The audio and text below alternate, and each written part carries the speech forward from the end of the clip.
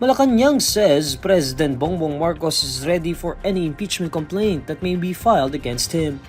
At a briefing on Monday, January 12, Palace Press Officer Claire Castro says the president is prepared for any scenario because he respects the Constitution and the legal process. She also says Marcos believes that members of Congress continue to trust him because he has committed no wrongdoing.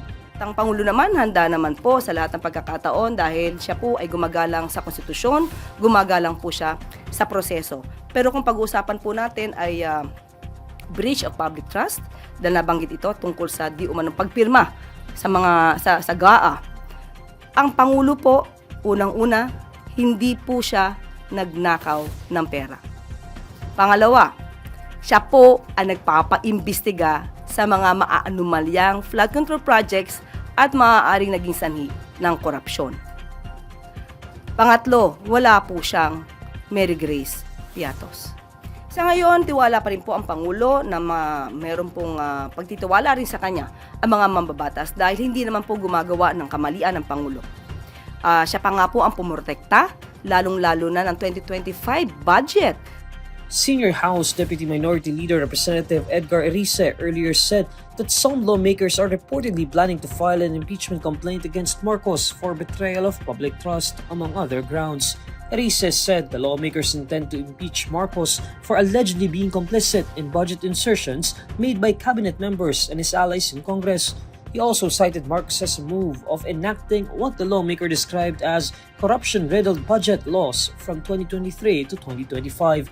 Erice claimed that some members of groups he described as pro-vice president had contacted him to ask whether he could endorse an impeachment complaint against Marcos. At Monday's palace briefing, Castro dismisses the move and advises Vice President Sara Duterte's supporters to shift their focus to the Vice President instead.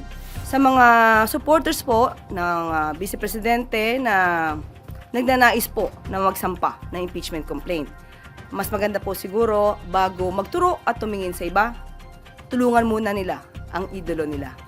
Mas maganda po na masagot ang mga issue dahil sinasabi nila ang paglalabas di umano ng balak ng mga supporter ng mga Duterte na magsampa ng impeachment. Sinasabi ng iba, ito para makaiwas di umano ang Vice Presidente sa mga isyung paglustay at mga di umanong pagtanggap ng pondo, milyong-milyong pondo mula sa mga drug lords. So mas magandang masagot po yan. Castro previously dismissed impeachment rumors against Marcos as another political maneuver. She said the president would rather focus on delivering results that benefit the Filipino people.